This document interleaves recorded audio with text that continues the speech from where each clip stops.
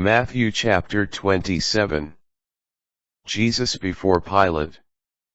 When it was morning, all the chief priests and the elders of the people took counsel against Jesus to put him to death. They bound him, led him away, and handed him over to Pilate, the governor. The death of Judas.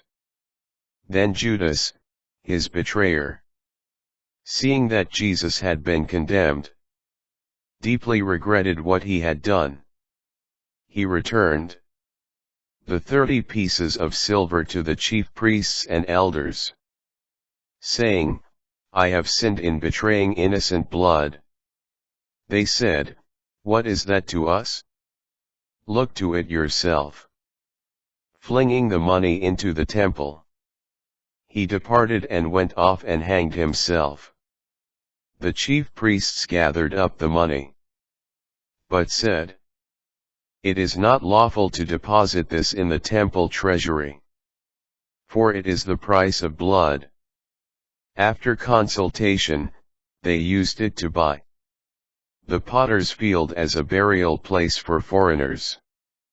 That is why that field even today is called the field of blood.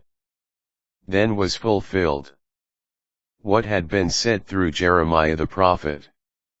And they took the 30 pieces of silver, the value of a man with a price on his head, a price set by some of the Israelites, and they paid it out for the potter's field, just as the Lord had commanded me. Jesus questioned by Pilate. Now Jesus stood before the governor, and he questioned him, "Are you the king of the Jews?" Jesus said, "You say so." And when he was accused by the chief priests and elders, he made no answer. Then Pilate said to him, "Do you not hear how many things they are testifying against you?" But he did not answer him one word, so that the governor was greatly amazed. The sentence of death. Now on the occasion of the feast, the governor was accustomed to release to the crowd one prisoner whom they wished. And at that time they had a notorious prisoner called Jesus Barabbas. So when they had assembled, Pilate said to them, "Which one do you want me to release to you? Jesus Barabbas, or Jesus called Messiah?" For he knew that it was out of envy that they had handed him over. While he was still seated on the bench, his wife sent him a message, "Have nothing to do with that righteous man. I suffered much in a dream today because of him." The chief priests and the elders persuaded the crowds to ask for Barabbas but to destroy Jesus. The governor said to them in reply, "Which of the two do you want me to release to you?" They answered, "Barabbas." Pilate said to them, "Then what shall I do with Jesus called Messiah?" They all said, "Let him be crucified." But he said, "Why? What evil has he done?" They only shouted the louder, "Let him be crucified."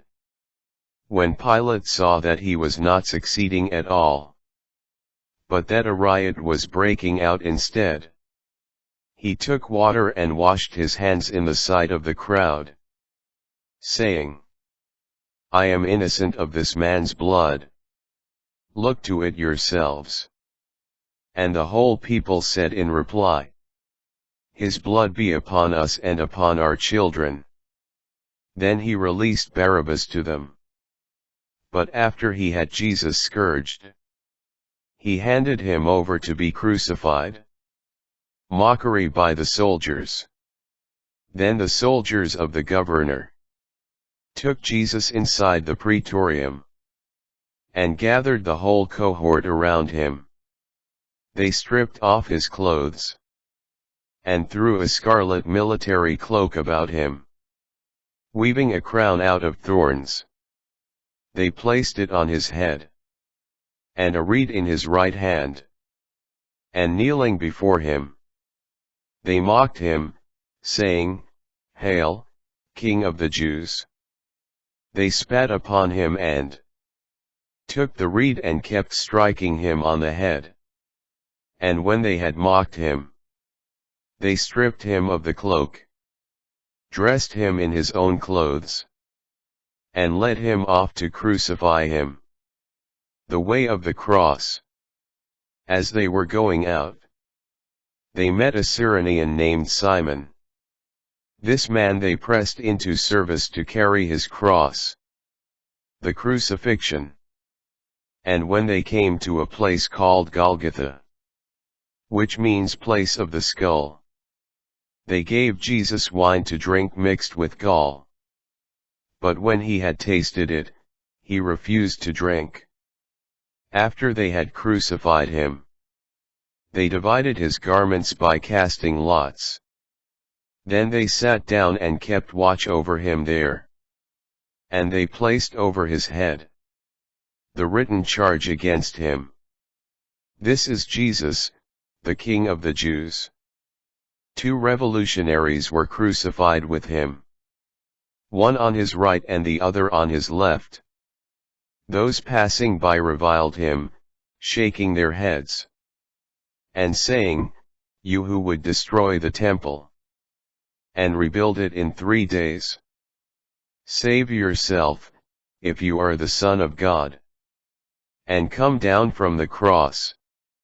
Likewise the chief priests, with the scribes and elders, mocked him and said, "He saved others, he cannot save himself.